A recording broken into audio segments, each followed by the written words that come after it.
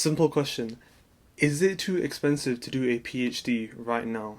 In my opinion, it is, and in today's video, we're going to be talking about that. So over the past few months, you've probably seen on the news that the rise of literally everything has gone up.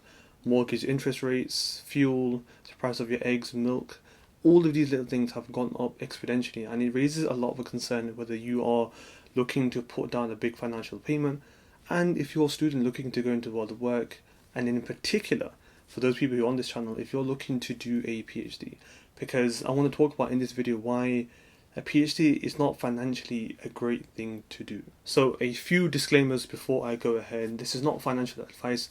Do seek a financial advisor if you do need one. This is just me sharing my thoughts if I was to do a PhD now, based on my experiences of having done a PhD and been in a postdoc. This advice is also for the majority of PhD students and candidates who want to do a PhD. There are many people who have massive stipends, there's many people who have a lot of backing from industry, but I want to be speaking to the vast majority of people who will unfortunately rely on just a stipend throughout the 3 and 4 years of their PhD. Now you might be wondering, why am I talking about this? What experience do you have on this topic? And the funny thing is that I have a bit too much experience. I'm going to be talking now about my backstory with my PhD and why I kind of know a lot about the financial difficulties and strains of doing one. So to crash course 3 or 4 years into a few minutes, hopefully a few seconds, I did not get paid to do my PhD, and if you see this video over here, I give you a bit of insight as to all the problems that I faced. And this video over here shows how many different income streams I had to try and generate just to help me get by and have fuel in my car and food on my table, just to make ends meet for me to do a PhD. Now, it made me realize not just the short-term implications, but the long-term implications of not getting paid to do my PhD. And in this video, we're going to be talking about short-term and long-term gains. But in particular, for me, I short-term couldn't actually generate any savings because everything I was doing, my full-time work was not paid. So all my part-time time was essentially focused on trying to generate enough of a earning just so I could survive. So my part-time time wasn't there to potentially, put a few £100 a month to all savings. I couldn't do that. So short-term wise, I was kind of stuck in this monthly cycle for 3 to 4 years, just making ends meet. Again, quite a precarious position to be in, because if stuff comes up that are quite big payments, like either health or either car payments and stuff like that, that you have to fork out, it became quite difficult to do so. That was a short term. But the long-term implications that I had for my PhD is that I was 3 or 4 years financially behind compared to my peers and colleagues who are outside of research. They might have 3 or 4 years, even an entry-level job or full-time job, to earn a bit of a living so they can have a little bit of savings to help them get up the property ladder, or if they're going to start a family, they've got something to help them. I didn't have that. And so I felt I was financially behind in this sense. I know PhD was a means to an end, but even now, 3 or 4 years after doing my PhD, it's not a great situation to be in.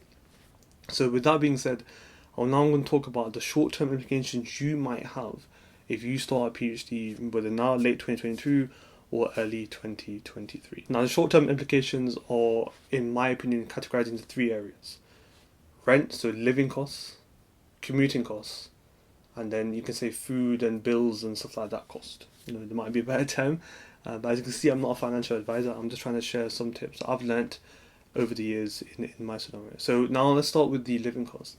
Many of you have seen that there is a rise in interest rates for mortgage. Now, you may not know about it, I don't know too much about it, but what I do know, the cost of living has gone up. Plain and simply, the cost of living has gone up. So if you're a student now, you're looking for a flat or looking for a shared house for your PhD, that might be now a lot more expensive than you previously thought. And even though there are reports that some of the stipends within the UK at least might be going up, it might not be in comparable relation to the cost of renting a place might be now £100 or £200 more than it was before, and that adds up over 3 or 4 years. If you're looking to share a house with other PhD students, that might go up a year. So that's something to bear in mind in the short term within the 3 to 4 years.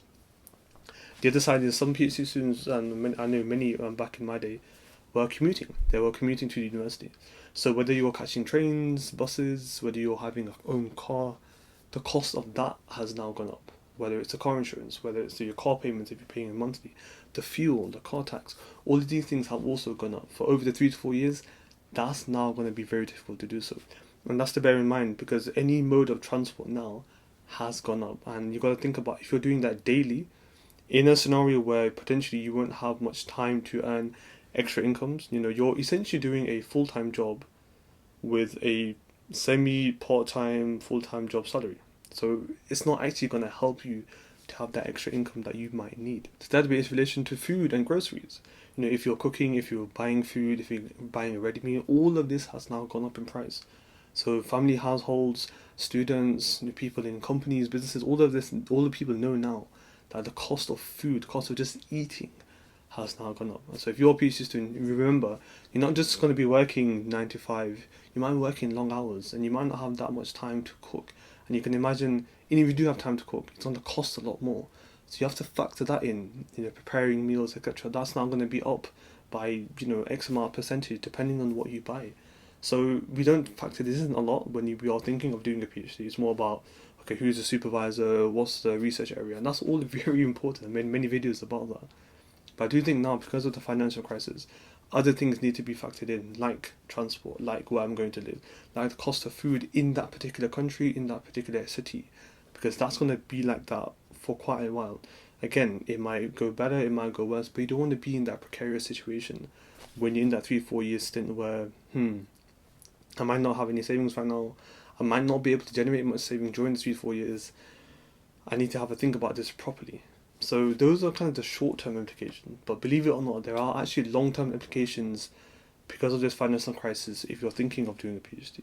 I want to talk about that now. So as I mentioned, it's quite hard for the vast majority of PhD students to save a couple of hundred, pound a month, or even a couple of £1,000 in the 3-4 years, because of the situation I mentioned where a lot of your time is dedicated towards your PhD, and the stipend might not even be enough to cover your expenses, let alone be enough to actually add a few £100 on top. Now, again, this is the majority of people. There are people who are social media influencers, people who have side hustles and businesses, people who have financially wealthy partners or families, but that's not everybody. So you have to understand that saving just on stipend is sometimes nearly impossible. And people like me and others, we didn't even get a stipend, so you can imagine we're in the minus all the time. So long-term implications are when you finish your PhD, you won't have any savings. So you have to use a couple of years to generate that savings. Now, for some people, they might go into industry and other well-paying jobs, and that's fine. But again, not every PhD student is allowed to do that or capable of doing that. So that's something to bear in mind, that you would have to have a couple of years on top to get to where the average person would be potentially if you didn't do a PhD. To keep that in mind. Now, to add to that, you might be wondering why. Why do we need this kind of salary or this savings? You will have big expenditures perhaps during your PhD and when you finish your PhD.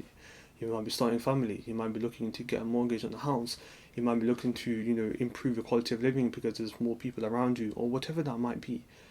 Having that savings is really important, and I'm pretty sure anybody would probably advocate for that. But because you couldn't save for 3 or 4 years, you're kind of behind in that process. I feel that right now, and many others potentially do so.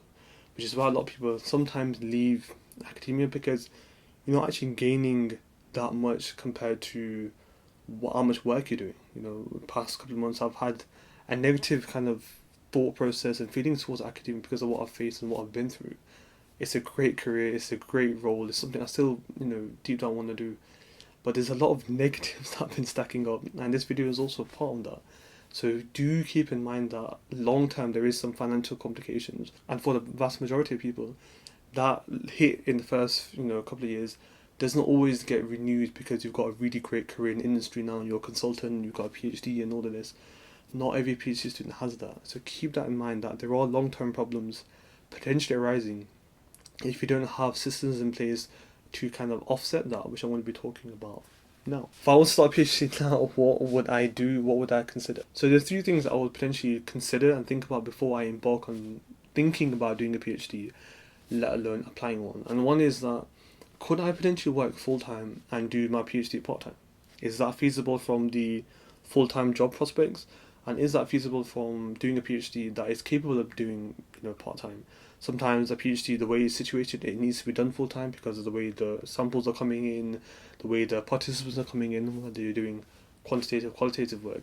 So factor that in, because there are a lot of benefits from doing a PhD part-time where you are earning a good amount of living, you can, save up, you can develop financially, and you can develop more time because you're having more time dedicated towards the research.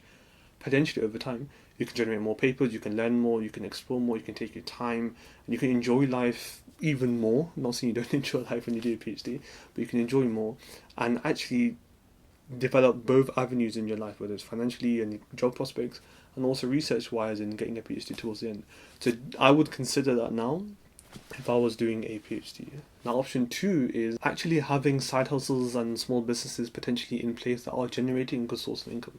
This is not unlikely and not feasible for the vast majority, but a lot of people might be finishing a student and have good side hustles generating some sort of passive income that might help go towards savings. Like if you have that in place already, then it's easier to maintain than trying to create something whilst you're doing a PhD, because many of us know it's not that easy to do. A lot of your time is focused on data and papers and supervisor stuff and other research things. So if you have things already in place, then definitely that might help your case if you're thinking of doing a PhD. Now, this last thought process is not for everybody. Not everybody has this. And that is the notion of having a wealthy backing. That might be from your family, that might be from your partner, that might be from, really close and close friends. This is not a great scenario to be in, but if doing a PhD right now is the only option, that is something to think about. I wouldn't advocate somebody to take out a loan to do a PhD because, again, I'm not a financial advisor, but if that's something you want to do, then by all means, that's your decision. But if you do have a support from the financial side, whether it's family, partner, whether you can rely on somebody else's source of income just to keep you going, then fair enough, something to think about. But it's not something I would advise. I do think the first one about full-time job, PhD, part-time, or having side hustles already in place would be more feasible for the vast majority. But I just wanted to help brainstorm some thought processes to you for you to think about. So those are my kind of thought processes on thinking of doing a PhD right now because of the financial crisis that we are in. This is in no way, shape or form designed to deter you away from doing a PhD, so I apologize if it may have done. I'm one of the biggest advocates of doing a PhD anytime, anywhere, but I do feel it's my kind of duty to share the objective understandings that I feel from month to month and share that with you so you are aware of sometimes the sides of PhD that you don't see. It's the famous video of my channel that a lot of people have watched, and I talk about the toxicity potentially towards a PhD that can happen and how to avert it. But I do feel right now there's the financial implications that a lot of people need to be aware of. If you're finishing your undergrad, or if you're finishing a master's, or you've been at a job and now want to embark on a PhD, just think about this before you go and apply. And if you've got things in place, then great, go for it. But I do feel it's important to share. If you did find this video really useful, do comment, like, and subscribe. Click that notification bell so you're notified when I upload a new video. It'll be really important to me. Just to let you know, I've released some new digital products. Link is down below. At ResearchTribe, I designed 4 guides, notion of the principles of research to help you and help your research. If you do decide to do a PhD, I have like a 1-page guide that can have all of my tips and advice all down, easy for you to refer back to. So do check that out if you want to. It'll be a big support for me and the channel. But in any case, I shall see you in the next one.